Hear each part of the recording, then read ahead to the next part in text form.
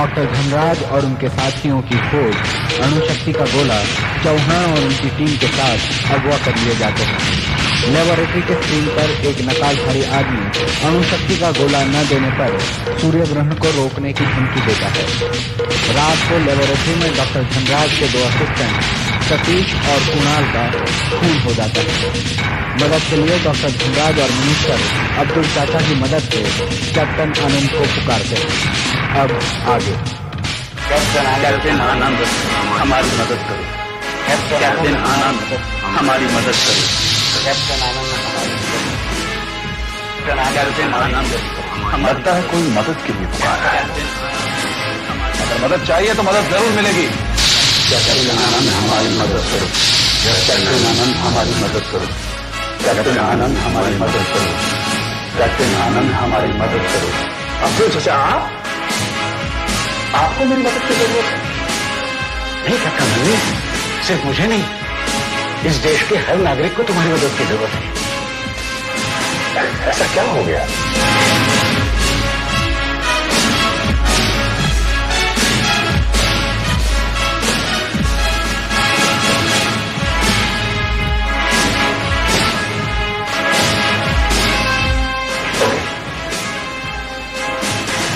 आप फिक्र मत कीजिए, मैं अपनी मां पर किसी भी किस्म की आंच नहीं आने दूंगा। मेरी मां की इज्जत को जरा सी भी खरोच लगे तो पहले ही उन गद्दारों के नामों को जमीन पर से खोरेज कर मिटा दूंगा।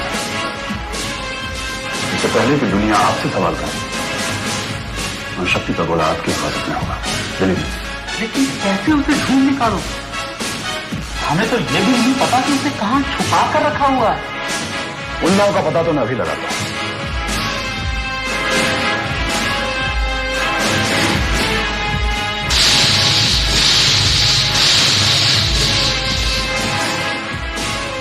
साजिश के पीछे जिन लोगों का हाथ है उनका पता तो मैंने लगा लिया है। अपनी मां से गद्दारी करने की कीमत तो उन्हें चुकानी ही पड़ेगी। और वक्त आ गया है कि उन गद्दारों को उनकी गद्दारी का सबक दिया जाए। इस देश की अमानत बहुत जल्दी ही सही हाथों में होगी। I promise that. इस देश से बाहर निकलने के सारे रास्ते बंद हो चुके हैं, लेकिन कब तक बंद रहेंगे? एक ना एक दिन उन्हें खुलना ही होगा। अरे थक हार कर हमारी तलाश बंद कर देंगे और फिर हम बड़ी आसानी से बाहर निकल जाएंगे। और ये देश वाले हमारा कुछ नहीं बिगाड़ पाएंगे। देश का बच्चा बच्चा अहिंसा का पालन, लेकिन हमारा अहिंसावादी होना हमारी कमजोरी नहीं है। क्योंकि जिस दिन इस अहिंसा से ज्वालामुखी फूट कर निकलेगा उस दिन उसका शोला दुनिया को जला कर राख कर देगा। तुम लोग देखते जाओ मैं तुम लोगों को सलाखों के पीछे कैसे डालता हूं। Watch it.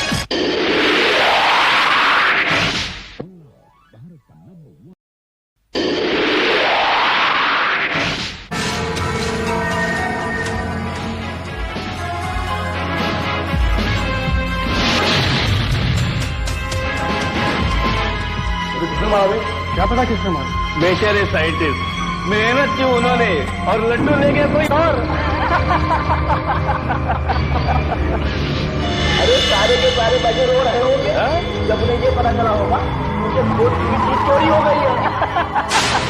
जोरदार से धक्का लगा होगा।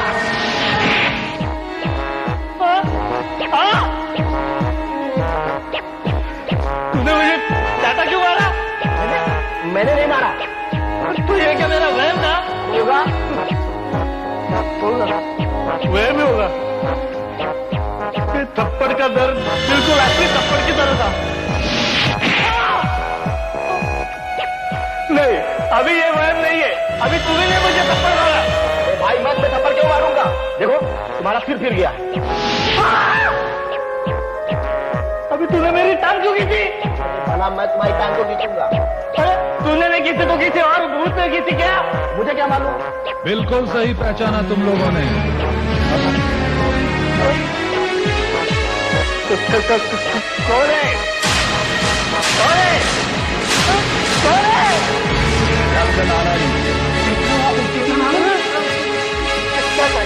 हम तुम्हें सलाखों के पीछे ले, लेकिन उससे पहले एक देखो तुम लोगों ने जो गलती की है कानून उसकी सजा तो तुम्हें देगा, लेकिन मैं तुम्हारी गलतियों का तुम्हें एहसास दिलवाना चाहता हूं।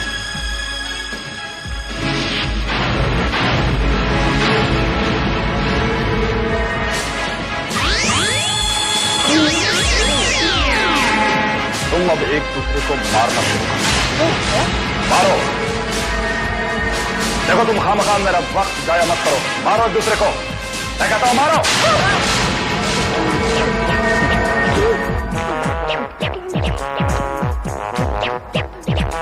तुम लोग एक दूसरे को मार रहे हो या हुतुतु खेल रहे हो? मैं कह रहा हूं मारो।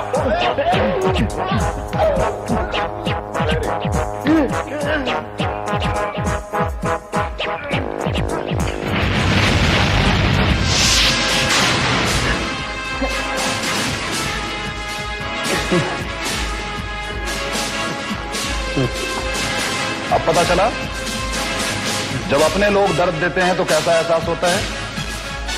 यही एहसास उस साइंटिस्ट को भी हुआ था जिसको अपने ही लोगों ने धोखा दिया। तुम लोग अपने ही मां के दामन से चोरी करते हो। हमें माफ कर दो। मां का दिल तो फिर भी बहुत बड़ा हो, वो तुम्हें माफ कर दो, लेकिन मैं तुम्हें कभी भी माफ नहीं करूंगा। मैं तुम्हें कानून के हवाले करके ही छोड़ूंगा। लेकिन इससे पहले ये बताओ कि अणुशक्ति का गोला किधर है? कहां है अणुशक्ति का गोला? उस कमरे। जहान और उसकी टीम किधर है? उस कमरे में।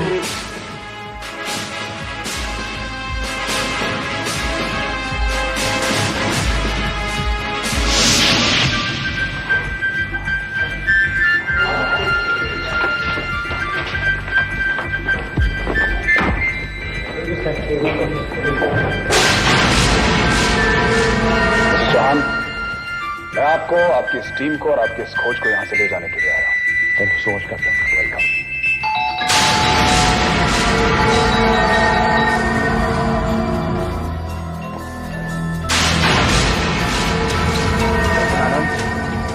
हमें छोड़ दो, वरना मेरे एक इशारे पर लाशों के ढेर बिछ जाएंगे।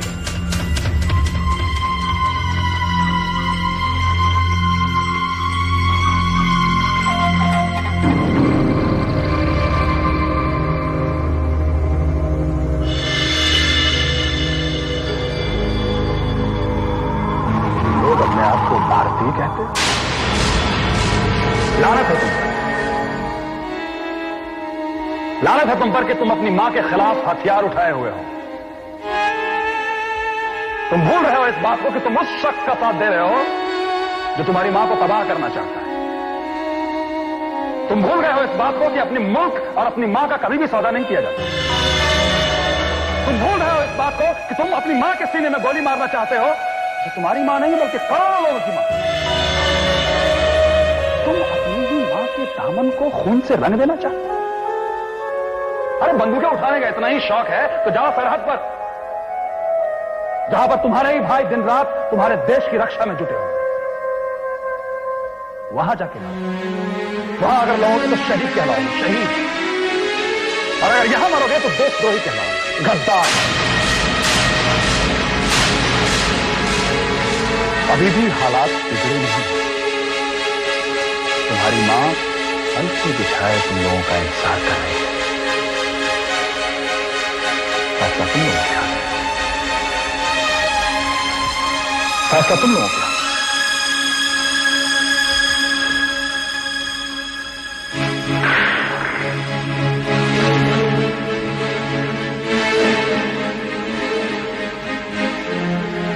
भारत मां का ये बेटा तुम दोनों के लिए काफी है।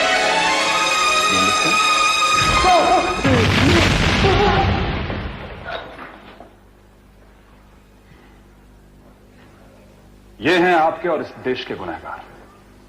और अणुशक्ति का गोला? डॉक्टर चौहान और उनकी टीम उसे सुरक्षा सहित लैब में ले गए।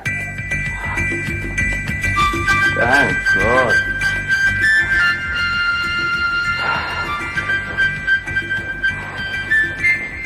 कौन है ये तुम? आप इनकी लेबोरेटरी में काम करते थे ना ये तुम? नहीं सर, आज से पहले मैंने इन दोनों को कभी नहीं देखा। इसका मतलब ये हुआ कि इन दोनों के अलावा और कोई है जो हमारी लैब में काम करता है और इन लोगों तक खबरें पहुंचाता है। कौन है वो? बिल्कुल पूछने इससे बेहतर है कि उस गिरफ्तार को आप रंगे हाथ में पकड़ें। मतलब जो कोई भी है खबरें लेने दोबारा शायद जरूर आए।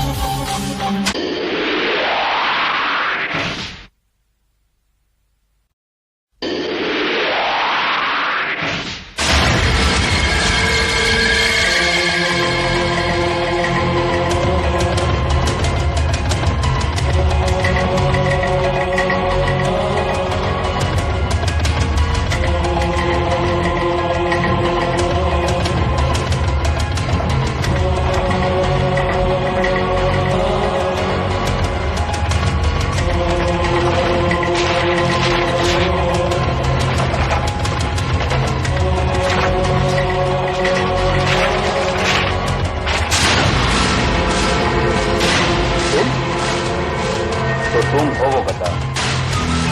शायद भी मुझे यकीन नहीं हो रहा है कि साजिश के पीछे तुम्हारा हाथ है। क्या जरूरत थी ये सब करने? पैसों की लालच इंसान को अपने ही घर में चोरी करने के लिए मजबूर कर देती है। सही कहा ना मैंने? और तुम सिर्फ चोर नहीं, खूनी भी हो। अपने नापाक इरादों में कामयाब होने के लिए तुमने सतीश और कुणाल दोनों का खून कर दिया। पैसों की लालच में आकर ये षड्यंत्र मैंने ही रचा। कबूल करती हूँ, मैंने आप लोगों की इस देश से गद्दारी की है। मैं ये भी कबूल करती हूँ, मैं गुनहगार हूँ और इसकी सजा मुझे बेशक दिलवाई है। लेकिन मेरी भी एक बात सुन लीजिए, खून करना मेरी फितरत में नहीं है। सतीश और कुणाल के खून मैंने नहीं किए। शराबी के हाथों में अगर पानी दिया जाए तो दुनिया उसे शराब ही मानेगी। शराबी की बातों पर कोई यकीन नहीं करेगा। ठीक उसी तरह गुनहगार की बातों पर कोई यकीन नहीं करता। तुम खूनी हो और तुमने खून किया है। इंस्पेक्टर, मैंने खून नहीं किया सर, यकीन कीजिए, मैंने वो खून नहीं किया सर। प्लीज सर, मैंने खून नहीं किया सर। भले ही मैं गुनहगार हूं, लेकिन मैंने वो खून नहीं किया सर। प्लीज सर, मुझे बचा लीजिए सर। प्लीज, मैंने वो खून नहीं किया सर। मैंने वो खून नहीं किया सर। मैंने वो खून नहीं किया सर। मैंने सब्जी और कुणाल को नहीं मारा सर। मेरा यकीन कीजिए सर, प्लीज। किसने सोचा था कि इस षड्यंत्र के पीछे गायत्री का हाथ होगा? किसने सोचा था कि हमारी सबसे होनहार साइंटिस्ट के पीछे एक ऐसी शख्सियत छिपी है जो इतनी खौफनाक साजिश रचा सकती है, खून कर सकती है? पता नहीं क्यों डॉक्टर धनराज, लेकिन मुझे ऐसा लग रहा है कि गायत्री सच कह रही है। ये खून उसने नहीं किया। नहीं कैप्टन आनंद, अब तो मुझे यकीन हो गया है कि गायत्री के हाथ सतीश और कुणाल के खून से रंगे हैं। अब तो मुझे यह भी लग रहा है कि स्क्रीन पे जिस पागल ने हमसे बात की थी उसके पीछे भी गायत्री का ही हाथ है। हमारी तलाश में से हमारा ध्यान हटाने के लिए उसने ये नया खेल रचाया होगा। खैर, अब तो सारा खेल खत्म हो चुका है। मेरा काम भी पूरा हो चुका है। गायत्री और उसके साथियों के किए की सजा कानून देगा। लेकिन फिर भी आपको जब भी कभी मेरी जरूरत पड़े, आप मुझे बेहिचक बुला लीजिएगा। Thank you very much captain Anand. मेरे पास लफ्ज नहीं है आपका शुक्रिया अदा करने के लिए। आप इस देश के लिए जो कर रहे हैं वही मेरे लिए बहुत है। दरअसल शुक्रिया तो मुझे आपका अदा करना चाहिए कि आपने मुझे अपनी मां की सेवा का एक अवसर दिया। Thank you very much. God bless you.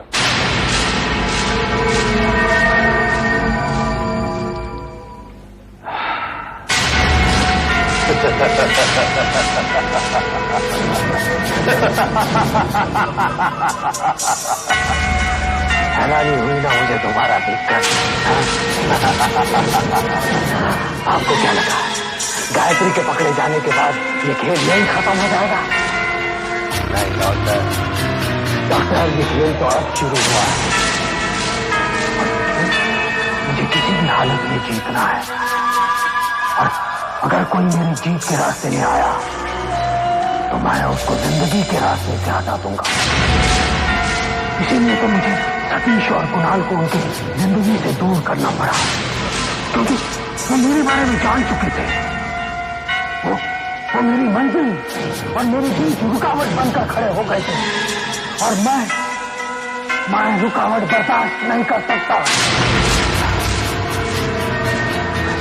वक्त का बड़ा पाबंद हूं, इसीलिए आपको याद दिलाने आया हूं कि आपके पास कल सुबह 8:55 तक का वक्त है अणुशक्ति का वो गोला मेरे हथेली पर रखने के लिए।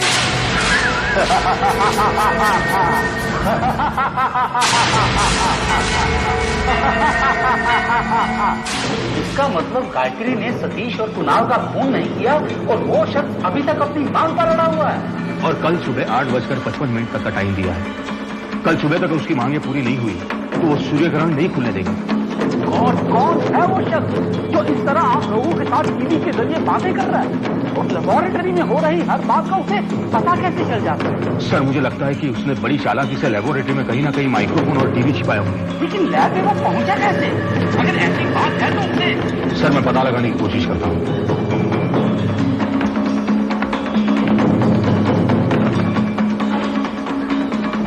वो आदमी लेबोरेटरी के अंदर पहुंचा कैसे? अगर उसने माइक्रोफोन या कैमरा फोन छिपाया तो उसका ट्रांसमीटर लेबोरेटरी में